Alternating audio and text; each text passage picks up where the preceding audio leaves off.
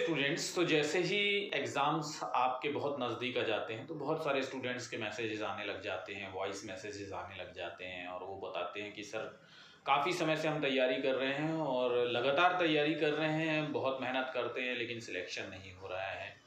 तो जो सुझाव मैं उन लोगों को देता हूँ वही बात मैं आज आप लोगों को बताने वाला हूँ कि भाई कौन कौन सी चीज़ें हैं जो आप लगातार करते हैं, कभी जानबूझकर करते हैं और कभी अनजाने में करते हैं और उस वजह से कहीं ना कहीं आप लोगों का सिलेक्शन जो है वो नहीं हो पाता है।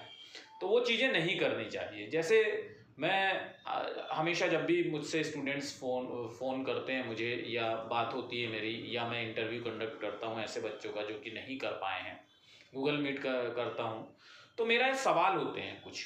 ठीक, सबसे पहला सवाल तो मैं ये कहता हूँ कि क्या आपने पेड बैच लिया है। उससे मुझे जानकारी पता चलती है। एक्चुअली क्या होता है कि ये एक तरह का रिसर्च है और रिसर्च में क्या होता है, डेटा कलेक्ट करते हैं। तो सबसे पहला तो यही मेरा सवाल होता है कि आप पेड क्लास के स्टूडेंट रहे हैं और जिस समय आप पेड क्लास के स्टूडेंट रहे हैं तो आप किन स्टूडेंट्स को जानते हैं, किसी का नाम याद है आपका, ठीक है आपको।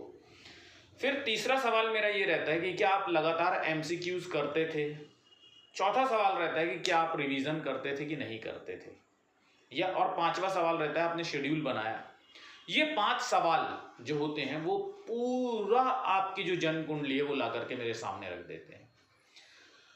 अब पहला सवाल मैं पूछता हूँ कि आपने पेड क्लास लिया है क्या, तो उससे मुझे ये पता चलता है कि क्या आपने सिस्टमेटिकली स्ट्रक्चर्ड वे में तैयारी की है। तो ऐसे स्टूडेंट्स जिनका क्वालिफाई नहीं हो पाता है वो ये बताते हैं कि सर हमने पेड क्लास तो लिया था मगर हमने पूरा नहीं देखा कभी। तो ये आपकी कहीं ना कहीं गलती है कि आपने पूरा नहीं देखा। वो बोलते हैं कि सर हमें लगता था कि अब आगे बढ़ने से क्या फ़ायदा जब हमारा अभी यही नहीं याद हुआ है। तो ऐसा बिल्कुल मत कीजिए, क्लास के साथ चलिए पेज बना करके। दूसरा सवाल कि आप कौन स्टूडेंट्स को जानते हो, इससे आपका रेफरेंस ग्रुप पता चलता है। यानी अगर आप सक्सेसफुल स्टूडेंट्स के नाम लेते हैं तो मुझे ये समझ में आता है कि आपका एम क्या है। थर्ड सवाल कि आप एमसीक्यू करते थे कि नहीं। तो जितने भी अनसक्सेसफुल स्टूडेंट्स होते हैं वो बोलते हैं कि सर हम नहीं करते थे क्योंकि हमारा कोर्स कंप्लीट नहीं था। मैं आप लोगों को 50,000 बार बता चुका हूं कि एमसीक्यू करना बहुत जरूरी है।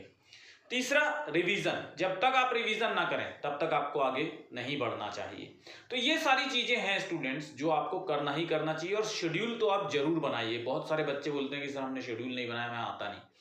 ऐसा कुछ नहीं है। आप जैसे सुबह उठते हैं आपको पता होना चाहिए कि आपको क्या करना है, यही तो शेड्यूल है। तो इन सारी बातों को ध्यान में रखिए, जरूर से आपका सिलेक्शन होगा।